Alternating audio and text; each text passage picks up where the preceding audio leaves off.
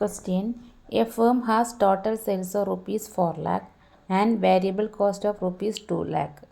If the firm has made profit of rupees 50,000, then the profit volume ratio of the firm is dash.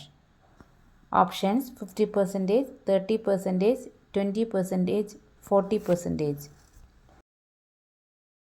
Answer 50%.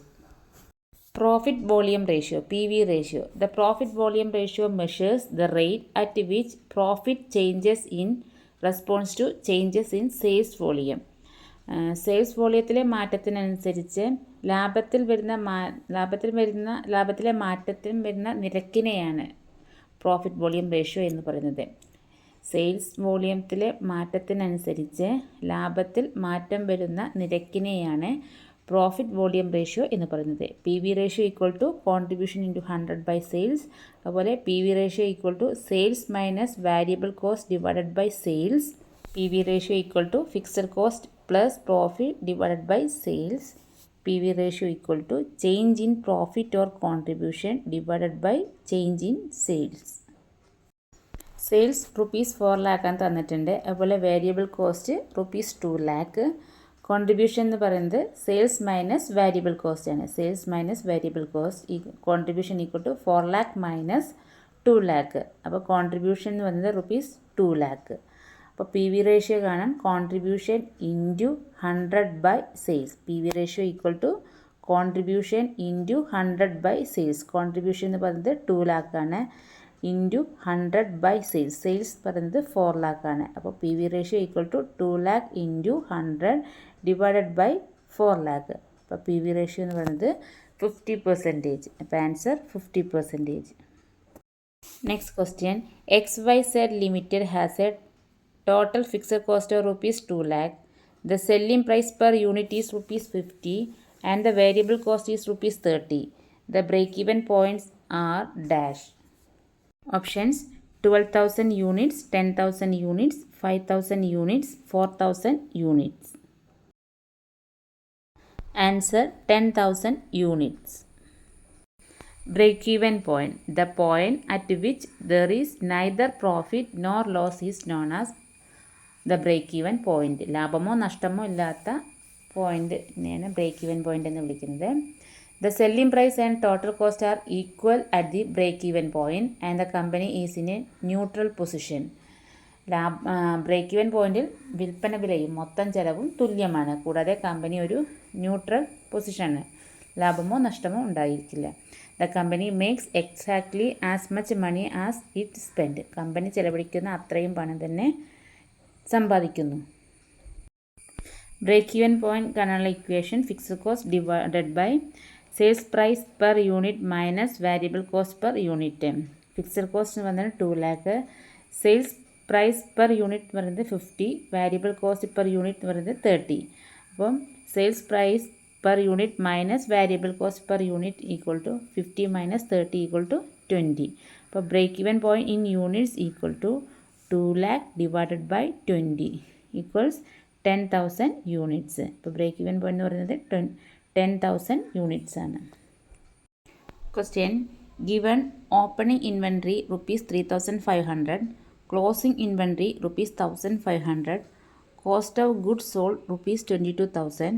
What is the amount of purchase? Options rupees 20,000, rupees 24,000, rupees 27,000, rupees 17,000. Answer rupees 20,000. Cost of goods sold. Cost of goods sold include all the costs and expenses related directly to the production of goods. Cost of goods sold include all the costs and expenses related directly to the production of goods.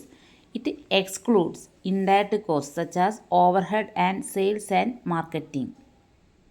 Cost of goods sold എന്നതിൽ എല്ലാ ചെലവുകളും സാധനങ്ങളുടെ ഉൽപ്പാദനവുമായി നേരിട്ട് ബന്ധപ്പെട്ട എല്ലാ ചെലവുകളും ഉൾപ്പെടുന്നു. അതുപോലെ overhead and sales and marketing തുടങ്ങിയ ഇൻഡയറക്റ്റ് എക്സ്പെൻസസ് ഇതിൽ നിന്നും ഒഴിവാക്കപ്പെടുന്നു. സൊല്യൂഷൻ. Open inventory rupees 3,500. അതുപോലെ closing inventory rupees 1,500. and cost of goods sold rupees 22,000. Cost of goods sold equal to opening inventory plus purchases minus closing inventory. Opening inventory plus purchases minus closing inventory. അപ്പോൾ cost of goods sold എന്ന് പറയുന്നത് 22,000 equals opening inventory 3,500 plus purchases അറിയില്ല plus purchases minus closing inventory 1,500. അപ്പോൾ 22,000 equal 3,500 minus 1,500 equal to 2,000.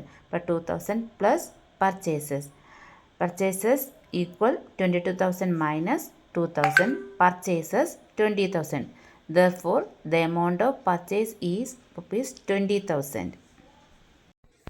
Question. The following are the two statements regarding concept of profit. Indicate the correct code of the statements being correct or incorrect. Statement 1.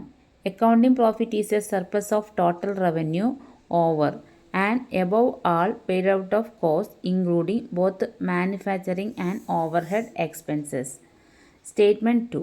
Economic or pure profit is a residual left after all contractual costs have been met, including the transfer cost of management, insurable risk, depreciation and payments to shareholders sufficient to maintain investment at its current level. Options. Both the statements are correct. Both the statements are incorrect. Statement 1 is correct while statement 2 is incorrect. Statement 1 is incorrect while statement 2 is correct. Answer. Both the statements are correct. Statement 1. Accounting profit is a surplus of total revenue over and above all paid out of cost including both manufacturing and overhead expenses. Accounting profit എന്നത് manufacturing overhead expenses ഉൾപ്പെടെ എല്ലാ paid കോസ്റ്റുകൾക്കും പുറമെയുള്ള മൊത്തം വരുമാനത്തിൻ്റെ മിച്ചമാണ് accounting profit എന്ന് പറയുന്നത്. Accounting profit equal to total revenue minus wages plus rent plus interest plus cost of material. TR minus W plus R plus I plus M. TR means total revenue, W means wages and salaries, R equal to rent, I equal to interest, M equal to cost of material. അപ്പോൾ accounting profit എന്ന് പറയുന്നത് total റവന്യൂന്ന് wages and salaries അതുപോലെ rent interest cost of material minus ചെയ്താണ് accounting profit കിട്ടുന്നത്. Obviously, while calculating accounting profit, only explicit or book cost, that is, the cost recorded in the books of accounts are considered. Accounting profit calculate ചെയ്യുമ്പോൾ accounts ബുക്സിൽ രേഖപ്പെടുത്തിയ expenses മാത്രമേ പരിഗണിക്കൂ. Thus, the statement 1 is correct. Statement 2. Economic or pure profit is a residual left after all contractual costs have been met, including the transfer cost of management, insurable risk, depreciation, and payment to shareholders sufficient to maintain investment at its current level. മാനേജ്മെൻറ്റിൻ്റെ കൈമാറ്റ ചെലവുകൾ, insurable risk, depreciation, നിലവിലെ investment നിലനിർത്താൻ share ഹോൾഡേഴ്സിന് നൽകുന്ന payment ഉൾപ്പെടെ എല്ലാ കരാർ ചെലവുകളും നിറവേറ്റിയ ശേഷമുള്ള തുകയാണ് ഇക്കണോമിക് പ്രോഫിറ്റ് എന്നാണ് സ്റ്റേറ്റ്മെൻറ്റ് സെക്കൻഡിൽ പറയുന്നത്. This statement correctly describes economic profit as the residual after accounting for both explicit and implicit cost. Implicit costs represent the opportunity cost of using resources in one way rather than another, such as the return on investment that could have been earned elsewhere. Implicit and explicit cost, പ്രത്യക്ഷവും പരോക്ഷമായ ചെലവുകൾ കണക്കാക്കിയതിന് ശേഷമുള്ളതാണ് economic profit എന്ന് ഈ statement ശരിയായി describe ചെയ്യുന്നു. Resource ഒരു സോഴ്സിൽ ഉപയോഗിക്കുന്നതിനു പകരം മറ്റൊരു റിസോഴ്സസിൽ ഉപയോഗിക്കുന്ന ചെലവിനെയാണ് ഇംപ്ലിസിറ്റ് കോസ്റ്റ് റെപ്രസെൻറ്റ് ചെയ്യുന്നത്. Thus, economic profit equal to explicit cost plus implicit cost.